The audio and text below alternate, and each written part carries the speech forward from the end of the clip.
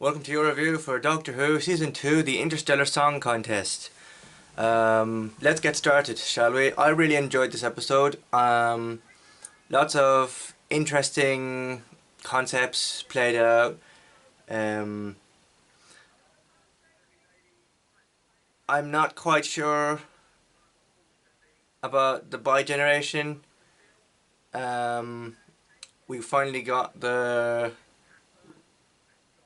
reveal for Mrs. Flood and who she is and what all that is. I have a little problem or concern about the bi-generation, but we'll get to that in a moment. We had lots of cameos.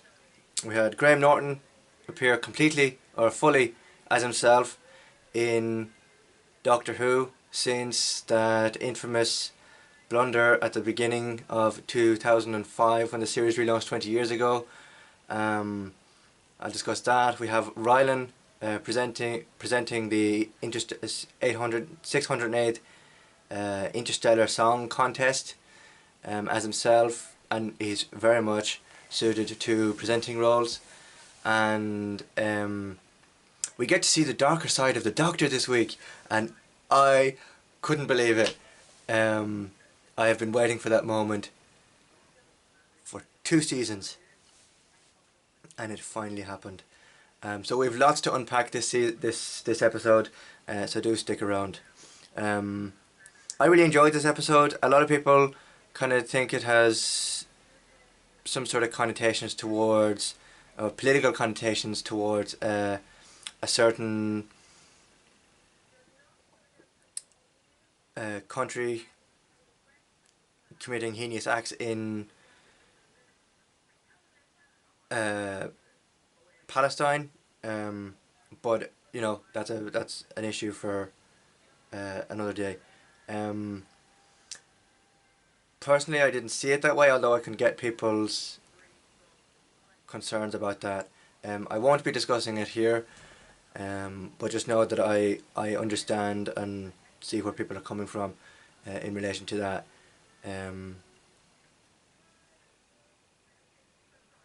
Now, this episode was brilliant.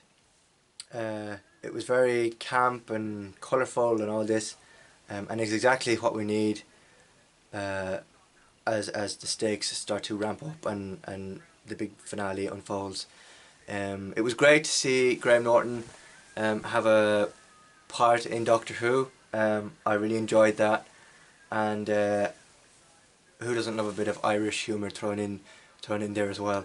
That was fantastic, and also to have Rylan present it as if it was live. It was a very meta setting, I suppose, for an episode like this. Rylan is very enjoyable to watch. I thoroughly enjoyed his performance as himself, and his comedic timing is gold. So yeah, thumbs up from me, Rylan, for that brilliant performance. Now, when Mrs. Flood was revealed to be who she was, I was on the edge of my seat, but I was also a little bit concerned that the bi-generation that we first saw at the end of the giggle at the end of the 60th anniversary specials, is it setting a bit of a precedent for that sort of effect to continue into new seasons of Doctor Who? And this is where I'm slightly worried. Mrs. Flood was revealed to be the Rani. And that's great because we have Archie Punjabi playing, there's 2 Ranis, there's Mrs. Flood and there's Archie Punjabi playing the Rani, which is fantastic. You've got Mrs. Flood and you've got Archie Punjabi playing the Rani. My only problem is, does the bi-generation, now that we've seen it from the end of the giggle to here, does it set a precedent for the bi-generation to happen again at the end of the reality war, as many people are speculating that ncuti might leave at the end of the series. And what kind of problem or problems, if any, does that set up for future seasons in terms of future storytelling opportunities for different characters? Or can we go back to the normal regeneration? You know, the doctor goes off and, oh no, the doctor's gone, you have to get you have to get used to this new person now. While it bi-generation has its perks, I also think it has a bit of its downfall as well. And I'm not totally against it. I'm kind of not totally fed up of it, but I'm kind of getting to the point where, you know, I've kind of had enough of the bi-generation already. It was fine as a once-off thing. I didn't realise it would set a precedent and it would continually happen in this era. I thought, you know, okay, bi-generation happens once and then it goes back to normal regeneration.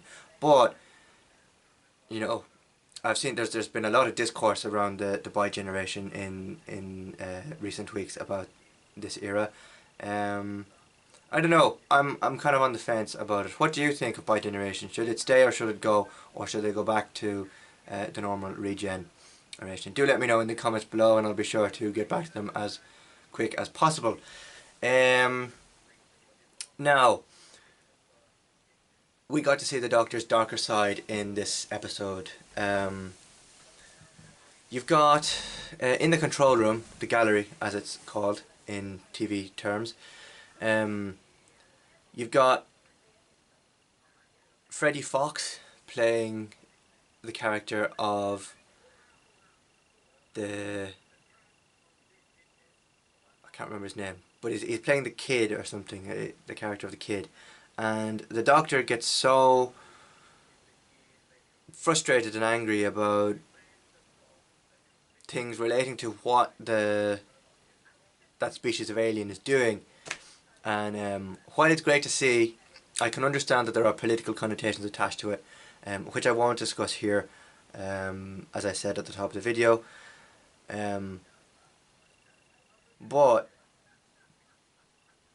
part of me does kind of see the angle that RTD was taking with this, and I find it's a bit of a contentious issue. So while I enjoyed it, and it's great to see after while I enjoyed seeing the Doctor's reaction, it's great to see him actually properly angry and annoyed, given that we've had, let's say, maybe a year and a half,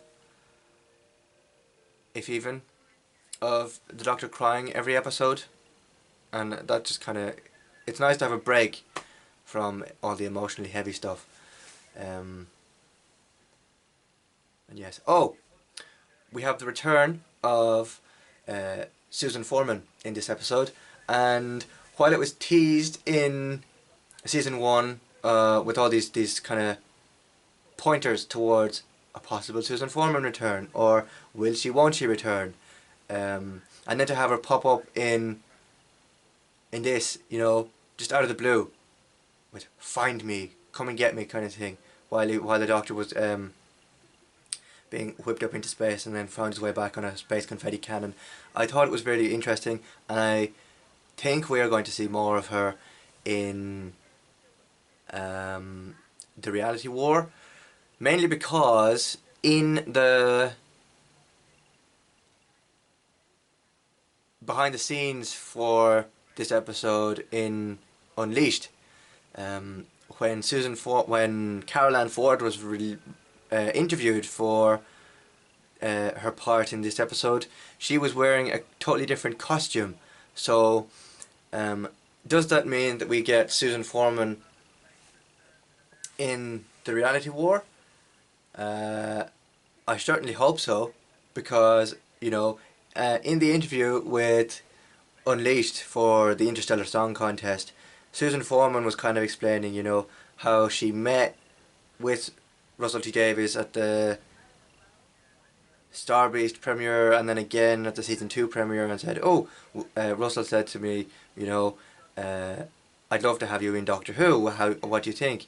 And she kind of, you know, she's been wanting to come back, and she credited the power that the fans have in wanting, the power that the fans have over this show in wanting characters to return. And she said it was the power of the fans that brought Susan Foreman back for her.